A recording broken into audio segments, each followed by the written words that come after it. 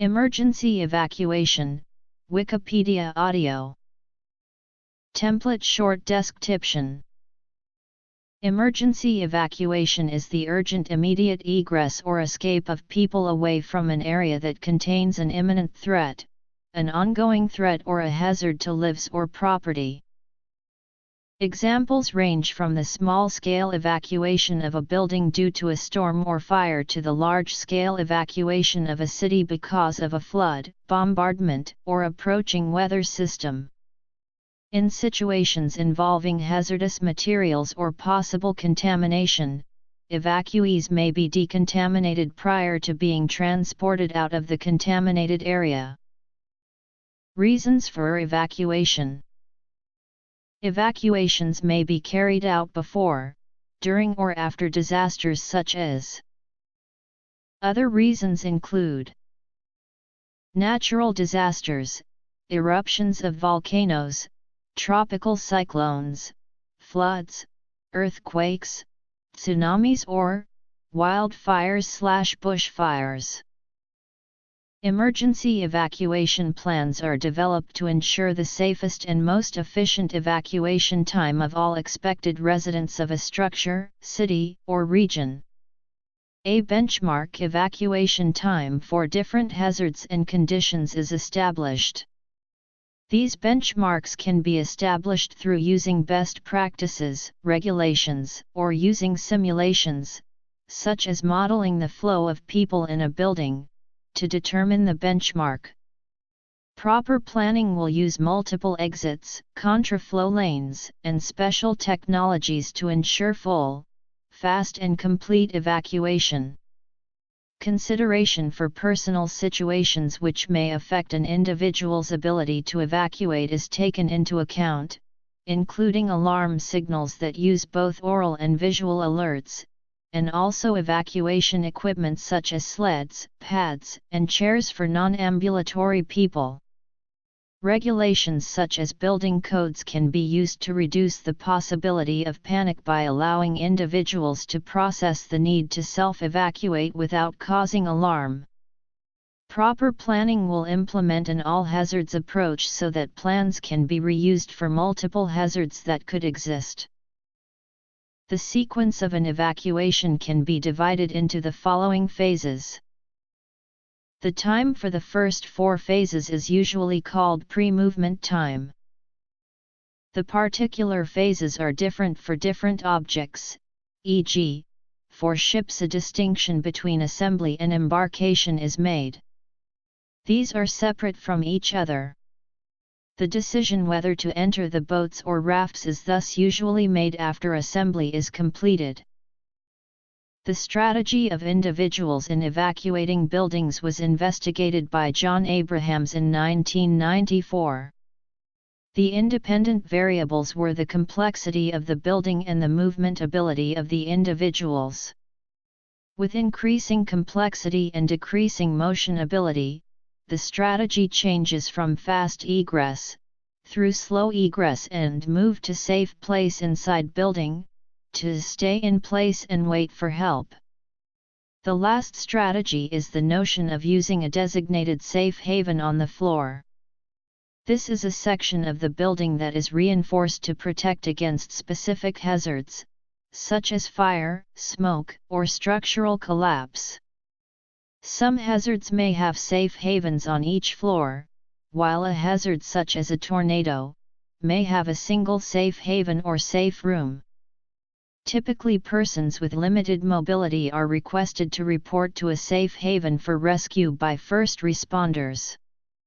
In most buildings, the safe haven will be in the stairwell. Industrial accidents, chemical spill, nuclear accident. The most common equipment in buildings to facilitate emergency evacuations are fire alarms, exit signs, and emergency lights. Some structures need special emergency exits or fire escapes to ensure the availability of alternative escape paths. Commercial passenger vehicles such as buses, boats, and aircraft also often have evacuation lighting and signage, and in some cases windows or extra doors that function as emergency exits. Commercial emergency aircraft evacuation is also facilitated by evacuation slides and pre-flight safety briefings. Military aircraft are often equipped with ejection seats or parachutes. Water vessels and commercial aircraft that fly over water are equipped with personal flotation devices and life rafts. The evacuation of districts is part of disaster management. Many of the largest evacuations have been in the face of wartime military attacks. Modern large-scale evacuations are usually the result of natural disasters. The largest peacetime evacuations in the United States to date occurred during Hurricane Gustav and the Category 5 Hurricane Rita in a scare 1 month after the flood deaths of Hurricane Katrina. Planning. Despite mandatory evacuation orders, many people did not leave New Orleans, United States, as Hurricane Katrina approached. Even after the city was flooded and uninhabitable, some people still refused to leave their homes. The longer a person has lived in a coastal area, the less likely they are to evacuate. A hurricane's path is difficult to predict. Forecasters know about hurricanes days in advance, but their forecasts of where the storm will hit are only educated guesses. Hurricanes give a lot of warning time compared to most disasters humans experience. However, this allows forecasters and officials to cry wolf, making people take evacuation orders less seriously. Hurricanes can be predicted to hit a coastal town many times without the town ever actually experiencing the brunt of a storm. If evacuation orders are given too early, the hurricane can change course and leave the evacuated area unscathed. People may think they have weathered hurricanes before, when in reality the hurricane didn't hit them directly, giving them false confidence. Those who have lived on the coast for 10 or more years are the most resistant to evacuating. Since Hurricane Katrina, there has been an increase in evacuation planning. Current best practices include the need to use multimodal transportation networks. Hurricane Gustav used military airlift resources to facilitate evacuating people out of the affected area. More complex evacuation planning is now being considered, such as using elementary schools as rally points for evacuation. In the United States, elementary schools are usually more numerous in a community than other public structures. Their locations and inherent design to accommodate bus transportation makes it an ideal evacuation point. Most local communities maintain registries for special needs individuals.